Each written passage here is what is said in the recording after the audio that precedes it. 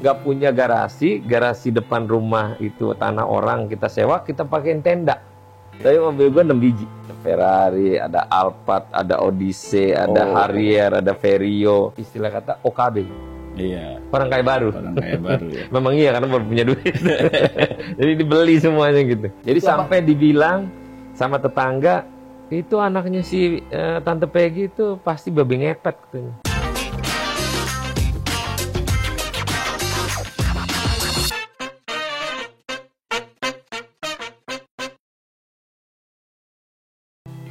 Beliau tadi sudah saya bilang di awal, meniti kehidupan betul-betul dari bawah. Menjadi tukang semir sepatu, menjadi tukang ojek payung, menjadi tukang cuci kuali di kapal pesiar, gitu.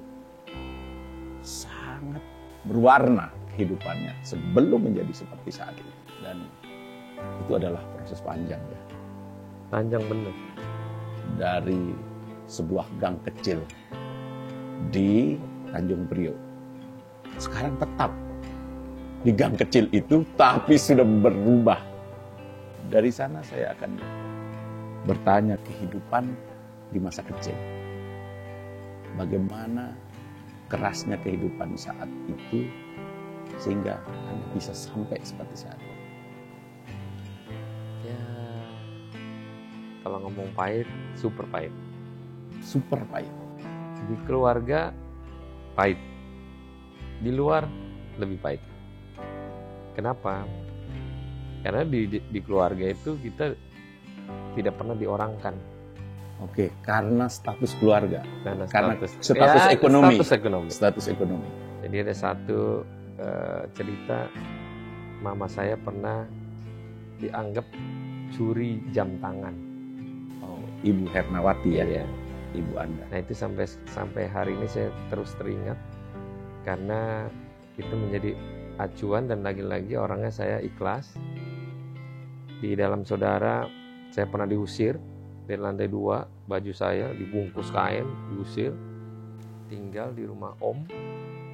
Sampai tinggal di rumah om saya bukan hanya tinggal tidur biasa, tapi sebagai layaknya bukan pembantu, tapi membantu hal yang seperti pembantu lakuin.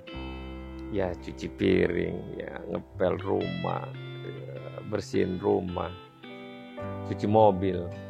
Nah dikala itu setiap habis cuci mobil, manasin mobil, majuin, mundurin, itu saya mimpi. Keren kali ya kalau punya mobil ini, punya rumah ini. Kalau keluar pakai mobilnya ini, kalau mobil itu misalnya. Nah, pengalaman yang paling pahit ada di keluarga sendiri sebenarnya. Kenapa? Karena bila mana kita miskin, bila mana kita susah, paling gak enak. Yeah. Karena semua pasti menghina. Tapi dengan hinaan itu kita kalau bisa ikhlas, lillahi ta'ala, semoga pasti dengan doa-doa susah yang dalam proses perjalanannya dijabah lah. Pertanyaannya adalah, apakah seorang Sahroni dendam dengan saudara-saudaranya? Iya. Bagaimana sikap Anda saat ini ya terhadap orang-orang yang dulu pernah dalam tanda kutip Nggak pernah dendam. Tidak pernah dendam. Sama sekali enggak. Saya cuma pengen dia melihat seseorang, dan siapapun orang yang dia lihat, janganlah pandang ke sebelah mata. Kita nggak tahu kita akan jadi apa. Contohnya saya difitnah, dihujat, tidak dianggap, diusir. Orangnya pada masih hidup nih. Ada satu orang yang sudah meninggal, om saya. Ini keluarga dekat nih. Keluarga dekat. Baru meninggal setahun lalu. Tahun ini.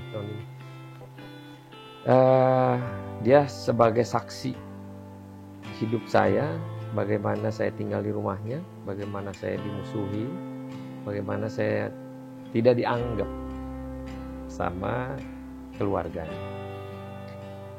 Tidak ada dendam, saya seperti biasa, tidak ada yang perlu pembuktian berbalik, tapi ini menjadi pembelajaran bahwa yang kalian dulu tidak pernah anggap, sekarang semua orang melihatnya. Maka jangan pernahlah menganggap orang sebelah mata. Itu aja mudah-mudahan. Sama satu, kalau di luaran, saya pernah waktu itu jadi supir bos orang nomor 2 yang ngusir saya dari ruangan. Jadi ceritanya Kamu bagaimana? nggak boleh duduk di sini. Di dalam ruangan itu Anda disuruh keluar? Diusir. Kamu keluar, kamu duduk di luar. Sayangnya orangnya udah meninggal. Itu kenapa Anda disuruh keluar itu? Nggak tahu, pokoknya saya disuruh keluar aja. Karena status. Karena status. Status sosial ya. Dan itu di keluarganya orang juga masih hidup. Saya pernah dicaci maki sama adik iparnya. Orang masih hidup, sampai sekarang masih hidup. Pernah bertemu? Pernah bertemu, sering pinjam duit. Oh gitu. Saya sama ini orang pernah mau dilempar asbak rokok, sedangkan 2 kali 24 jam kerja di luar, udah nggak mandi-mandi, pas sampai kantor disangka maling, mau dilempar asbak, dituduh. Wah, orang masih hidup. Apakah dendam saya? Enggak. Cuman pengen lihatkan bahwa yang lu tuduh, yang lu tidak anggap, maka lihatlah di mata kepala lu sendiri. Akan jadi apa orang yang pernah lu tidak anggap. Jadi ini cerita the real life saya. Kehidupan yang semua orang masih ada. Saya pernah nyupirin anak kecil, 2 anak kecil, yang dulunya bos minyak bapaknya, super bos minyak, gede-gede kapalnya. Sekarang kesusahan. Dan yang anak yang saya supirin sekarang udah punya suami dan punya anak, masih hidup. Masih hidup sampai hari ini. Dia tahu saya pernah nyupirin 2 orang ini. Masih ada. Dulu saya nyupirin bapaknya juga di apartemen Gading dulu.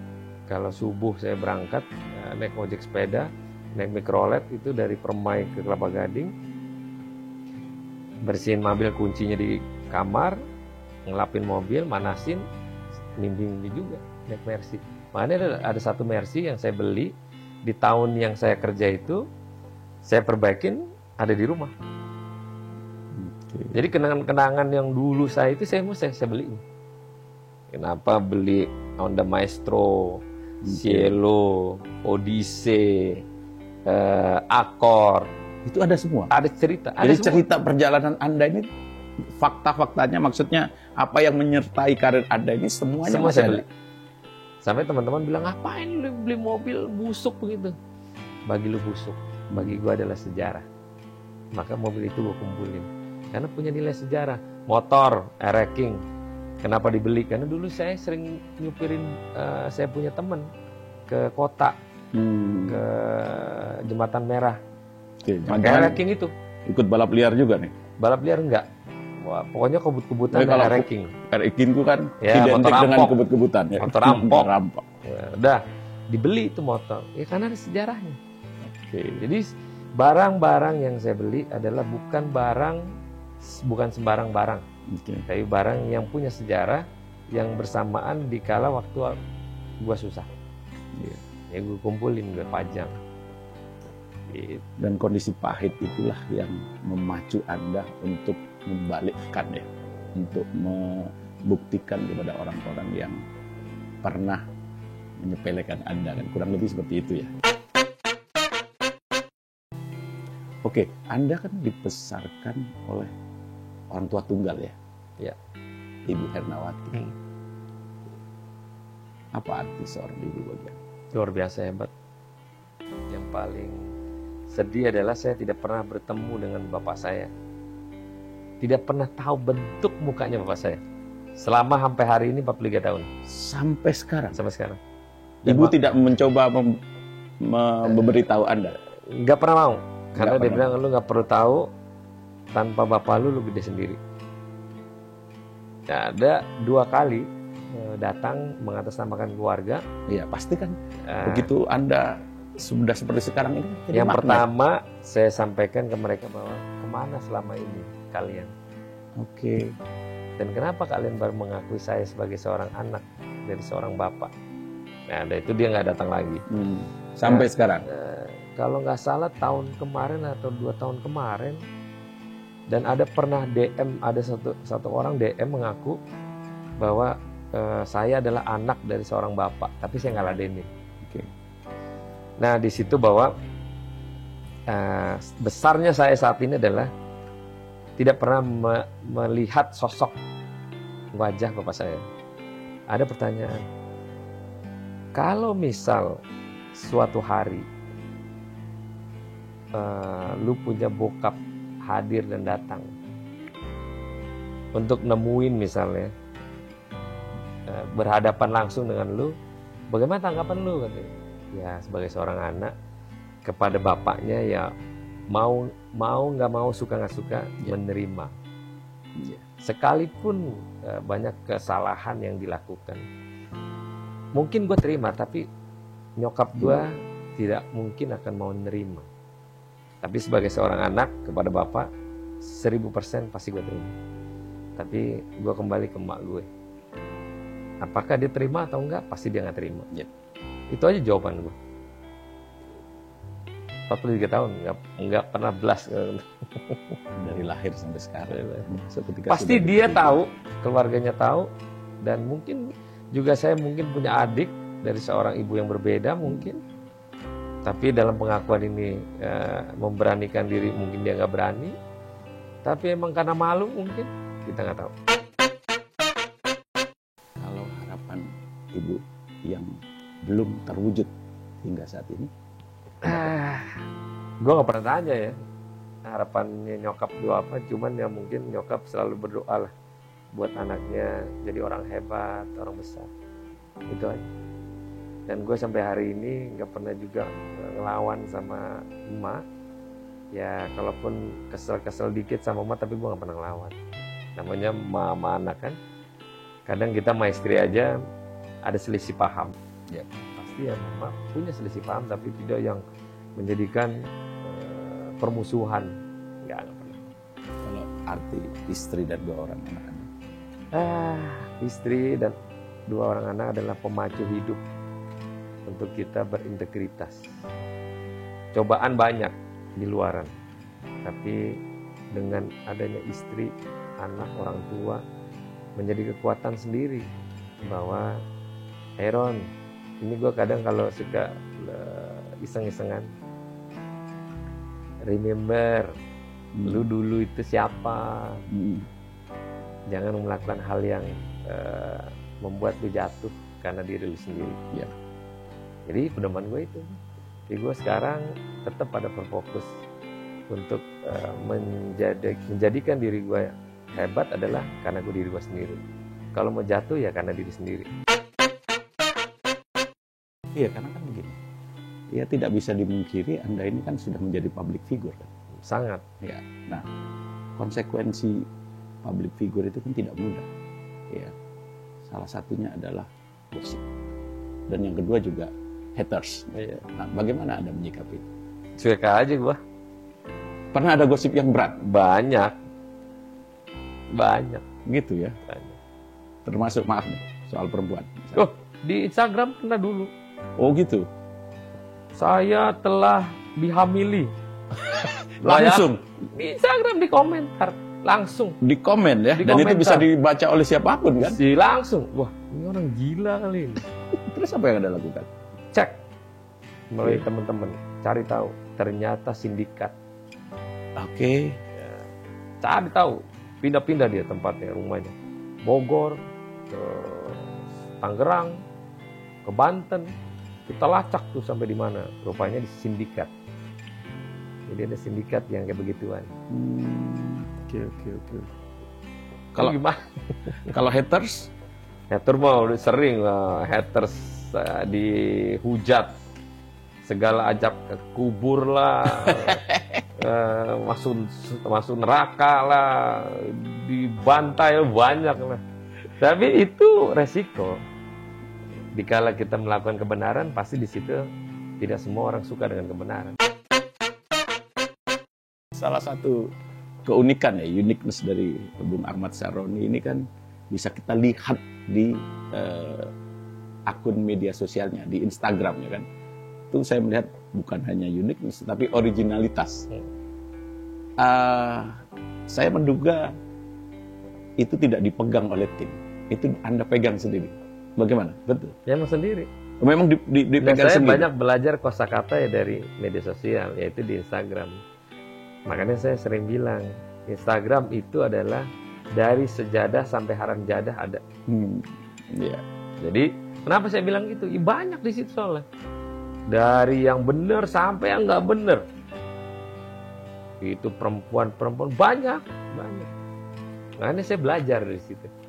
Termasuk meladeni komen-komen loh. Anda ladeni loh, Anda jawab loh. Iya. Saya baca komen-komennya itu tetap dijawab juga. Luar biasa nih Bung Roni. Saya kalau yang bersifat politik, kalau dia tidak menghujat saya pribadi, saya diemin. Tapi kalau ngurus pribadi saya layanin. Sendiri ya, bukan admin. Iya, tidak ada admin. Makanya captionnya kan ngaco. Dan itu Anda sadari ya? Sadari. Tapi itu keunikannya sih itu. Nah, terbuka. Karena kan tidak begini, dibuat-buat. Ya, mohon maaf nih. Public figure kan banyak, terutama yang basisnya politik ya. Kan bagaimana dia menampilkan diri seindah mungkin, serapi mungkin. Supaya tidak ada lubang bagi orang untuk masuk mencari kesalahan. Tapi kalau di Bung Ahmad Saroni ini betul-betul dikeluarkan semua apa yang Anda miliki kan. Saya sempat berdebat sama istri saya nih tentang masalah siklus pandangan orang. Oke. Istri saya paling gak senang dengan kalau saya berhadapan dengan haters. Oke. Dengan perlawanan misalnya gitu ya. Saya bilang sama istri saya, Mami, hidup ini tidak semulus apa yang kita mau. Kalau lagi pada saat lagi berantem, ya berantem dulu gak apa-apa. Iya. Toh kan berantem bukan di segala sesuatu berantem itu negatif. Iya. Sama hidup ini pasti ada suka dan dukanya. Allah itu menciptakan dua kalimat. Ada kanan, ada kiri. Ada atas, ada bawah. Ada hidung, ada mulut, mata kanan kiri, kuping kanan kiri. Nah itu hidup juga sama. Ada suka, ada nggak suka. Sama kita juga dalam berpolitik. Ada suka, ada nggak suka. Jangan suka semua, nggak mungkin. Mendingan kita antara suka dan nggak suka ya balancing aja. Tidak juga banyak nggak sukanya, banyak sukanya. Ya itulah. Jadi bini kadang suka stres tuh. Udah mami dan papi beda jalannya. Oke, you jangan ajarin ikan berenang. Biarkan papi yang menjalani proses ini. Mami tenang-tenang aja. Sebelum ketemu, kita udah dalam proses perjalanan yang luar biasa pahit. Ketemu mami dalam keadaan yang sudah senang. Nah, jadi ikutin aja. Nah, gitu. Kalau prinsip hidupnya Bung Roni ini seperti apa? Padanya aja. Nggak usah juga pencitraan, nggak perlu. Apa adanya aja. Okay. Nggak usah juga. Kita hidup perlu pencitraan untuk kebaikan ke semua pihak. Bukan pencitraan untuk menutupi pihak. Nah itu beda tuh. Nah gue nggak mau. Gue mau apa adanya. Gue sama tim gue bilang lu jangan ngerubah gue tentang masalah style atau harus down to earth. Gue enggak. Down to earth tuh kan nggak mesti harus kita memiskinkan gaya kita, nggak perlu. Yeah. Emang dengan gaya mewah terus nggak bisa bermiskin-miskinan, sama aja. Daripada lu bermiskin-miskinan tapi lu pelit, nggak guna juga. Yeah. Mending lu bermewah-mewahan tapi bisa gaya miskin-miskinan tapi lu nggak pelit. Nah itu aja. Itulah sebabnya baliho-baliho yang sekarang terpampang di berbagai kota besar di Indonesia itu Anda pakai jas gitu kan, pakai dasi. Itu sebagai wujud menjadi pemimpin harus rapi, ya. Bukan harus miskin. Oke. Sepakat nggak? Betul. Sepakat. Iya dong. Lah kalau mimpin miskin gimana? Iya. Lah mimpin miskin ya sama kayak memimpin sebagai CEO suatu perusahaan. Oke. Lah kalau miskin gimana mau mimpin? Nah, itu real loh. Iya. Udah, jangan pencitraan berlebihan. Boleh pencitraan berlebihan. Apa adanya. Apa adanya. Termasuk menuliskan status-status di Iya. Instagram. Makanya tadi di awal saya buka dengan morning. Karena itu bisa menjadi identiti kan. Apa yang sudah alami sampai saat ini? Pelajaran besar yang Anda petik. Pelajaran besar yang paling sangat menjadikan kita motivasi adalah pelajaran hidup tentang kesakitan, fitnah. Oke. Pelajaran hidup. Kesakitan, fitnah. Itu begitu membekas sehingga itu menjadi pelajaran. Tanpa hidup, itu ya. tidak akan pernah melalui proses hidup yang layak. Jadi kalau mau hidup hebat harus kesakitan dengan fitnah. Sakit hati, hujatan, harus itu. Apa fitnah yang paling berat selama Fitnah kehadiran? macam-macam. Difitnah orang nggak benar, merusak, dia bilang, mengambil hak orang lain, itu kan fitnah macam-macam. Pernah dikhianati teman, Banyak, sahabat? berapa lagi, gitu ya. Karena yang menghajar kita adalah teman kita sendiri, bukan orang lain. Kenapa? Ya itu tadi. Senang melihat orang susah, susah melihat orang senang. Pada umumnya begitu. Pada umumnya. Senang melihat orang susah. Apakah kita jadi dendam? Enggak, lagi-lagi enggak. Pak Surya Paloh mengajarkan saya untuk tidak pernah dendam. Jangan sakit hati, biasa aja. Santai. Jangan pernah sakit hati karena fitnah. Iya. Santai saja. Apakah yang menghujat kita, memfitnah kita lebih hebat darinya? Belum tentu. Iya, betul. Siapa orang yang akan menjatuhkan kita, dia pasti akan diterbangkan oleh yang di atas. Itu prinsip. Kalau dari skala 1 sampai 10, pencapaian besar Anda selama ini, Anda beri poin berapa? 8,5. 8,5. Masih ada 1,5 lagi. Jadi mimpi presiden 1,5. Kembali lagi Itu mimpi aja. menjadi Iya. presiden. Nggak ada yang lain itu aja. Goalnya mimpi menjadi presiden. Sehingga itu nanti menjadi 10. Menjadi puncak. Menjadi puncak. Perjalanan Anda ini kan Anda tulis dalam buku biografi. Ahmad Saroni, anak Priok meraih mimpi. Ya. Apa tujuannya? Presiden. Presiden. Jadi langkah menjadi presiden. Sahabat PD Indonesia, sebuah perbincangan yang sangat menarik, sangat inspiratif dengan tokoh yang sangat menginspirasi. Banyak pelajaran yang bisa kita petik. Poin saat ini masih 8,5. Untuk kemudian dijadikan 10 pada puncaknya nanti ketika mimpi menjadi presiden menjadi kenyataan. Presiden. Presiden. Sahabat PD Indonesia, Bung Ahmad Saroni. Terima kasih.